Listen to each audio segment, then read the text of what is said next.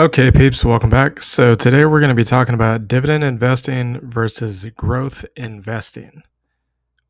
What's the difference? Let's get it. So the first thing I want to bring up is basically what dividend investing is you're investing in companies that are paying you a portion of their cash flow as I guess you would say a simple thanks for investing in their company. They're giving you a piece of the profit in hopes that you would reinvest it with that company. Or in the case of this yield max ETF Tesla, basically what these guys are doing is they are paying you options premiums based on their options trades. Um, the yield max ETF guys, they do what's known as synthetic covered calls. So basically they create a strategy that's designed to replicate in the options market the price action of Tesla in the stock market. And that's pretty much what they do. There's capped upside, but obviously if the price goes down in Tesla is going to go with it. So there's always that. The best possible scenario for these funds would be straight up and to the right for long periods of time. So let's take a look at something like Tesla versus Tesla to give you an idea of dividend investing compared to growth investing. So for Tesla, the absolute maximum you could have gotten here from April to July would be about 49%. But if we go to Tesla, say TSLA, so from that same time frame from April till July, you would have gotten about double that. So you would have got about a 90% gain. So here's the kicker. Here's the difference between the two. So with dividend investing, you get dividends, but the growth could potentially be capped. And you have to understand that there's a distinct difference between income investing and dividend growth investing. And there's a distinct difference between dividend growth investing and growth investing. Okay.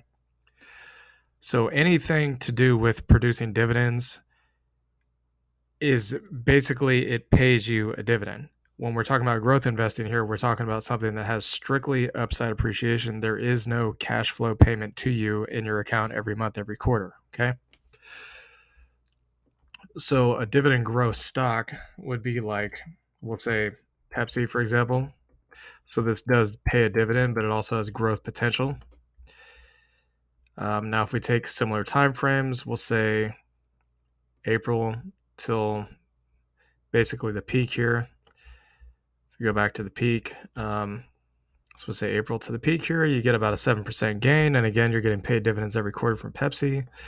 But how long would it have taken Pepsi to give you a 90% return on your money? Well, even from basically the start of 2021 to the peak, you still only would have got about half the return that you would have gotten on Tesla in just a few months. And mind you, in Pepsi, this would have taken you 2 years to get that kind of return. Now, there's nothing wrong with that. Dividend growth investors are in it for the dividend increases and the overall passive income alongside with a portion of growth. Dividend growth investing is basically like a hybrid of the two. You get share price appreciation and dividends. So I'm going to take a look at another extreme example. So this is actually a position that we're in right now. We are a little out of the money on this one because we thought that with this candle body close up here that it was going to move higher. We didn't realize that would be the top. So, but again, not every trade is going to be perfect. But if you had bought at, well, we'll say roughly about the same time frame. So April till July, you could have experienced even more than Tesla, almost 115% return.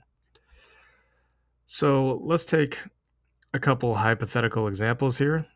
We'll say Tesla,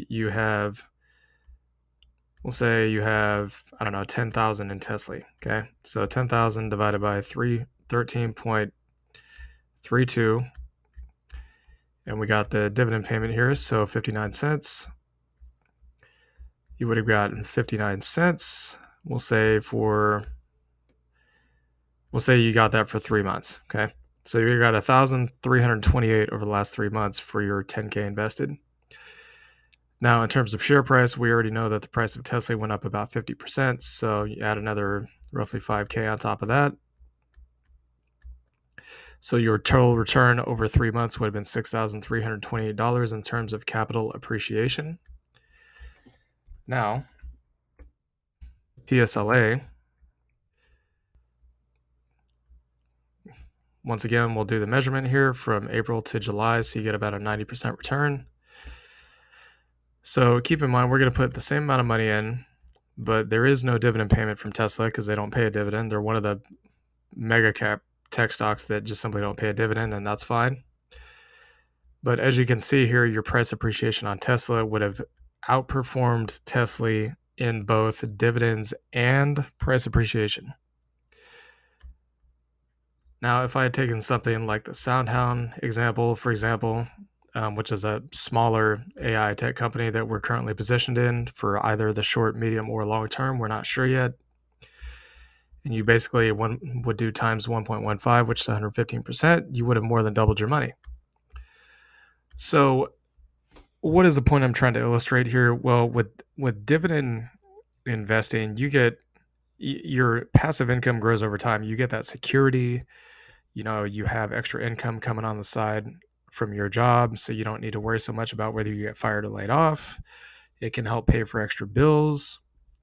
You got a family and kids and stuff like that. It can help a lot with that. So there's some sense of security, and it grows over time, and the idea is to live off of the income over time, right? But I mean, again, it's going to take years. It might even take decades in some cases, depending on what you invest in, to basically secure that passive income retirement. Now, with growth investing, it's a different story. You don't get any income, so there's no security. There's no guarantee you're going to make a gain.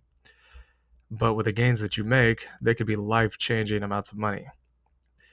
Like I'll give you, for example, if you had $100,000 in Tesla during April and you sold in July, you would have made a $90,000 profit, which you could then take that money, or maybe even a piece of that money, and put it into dividend-paying stocks. So what you could do is you could invest in dividend-paying stocks. The larger your passive income becomes, you could then move some of that money into, say, swing trades or investing for growth opportunities. Like if you wanted to move Tesla dividends to Tesla, that's a good example. Basically be looking to buy at support levels here. Or I mean, shoot, even if you bought right now, it'd be a good time. Not financial advice, but if I was going to buy, I'd buy right now because it's pretty much right around this trend line, looking for it to go up to 400. I mean, you're talking about potentially as much as a 70% move. Even if you only had $1,000 in that thing, you're going to make about $700. So that's a pretty good return. How long would it take you to get to $700 a month in dividends? These are the kind of questions you got to ask yourself. So the good thing about growth investing over dividend investing is it allows you to, not that there's anything wrong with dividend investing. Again, we do both, but it allows you to skyrocket the amount of capital that you have on hand, which you could then use for whatever you want. You can use it for literally anything. You can do passive income, precious metals, real estate, go on vacation, whatever you want. Okay. So these are the main differences between dividend investing and growth investing. So anyways, hope you all enjoyed this video. Please like, comment, and subscribe. We'll see y'all later. Peace.